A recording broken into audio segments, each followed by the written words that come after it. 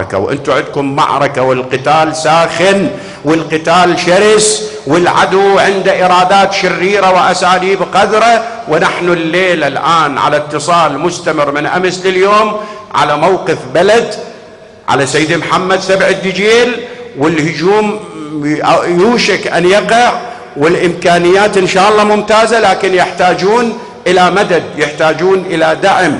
ولذلك أنا هذه اللي يسموها عزيز بلد، هاي النقطة يعرفوها هم، أنتم ما عندكم فكرة عنها.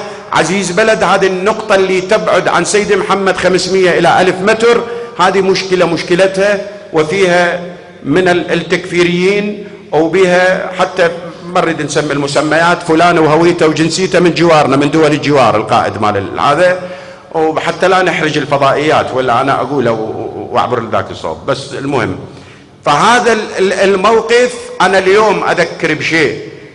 أنا اليوم شفت مشهد بإحدى الفضائيات، حقيقة هم مسمينها عملية نوعية، وهي فعلا نوعية للأبطال الغيارى من سرايا السلام التابعين لمكتب السيدي الشهيد قدس سره. حقيقة فرد عملية احتمال شايفيها بجرف الصخر، طبوا بالماء وطبوا بالبردي ودخلوا بالأنفاق ومشوا. والله الملاحظة اللي شفتوها واللي شفتها ما دنق راسه أبدا ولا التفتوا لي ورا.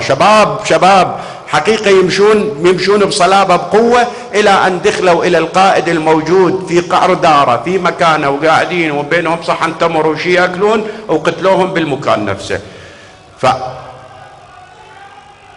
اللهم صل على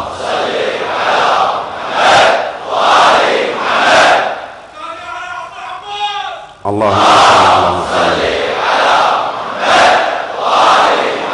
فأنا أقول العشم بيهم، وسلامي وتحياتي وإجلالي وإكباري لهذه الجهود ولهذه السواعد المفتولة من أبنائنا، وأريد منهم مبادرة وفزع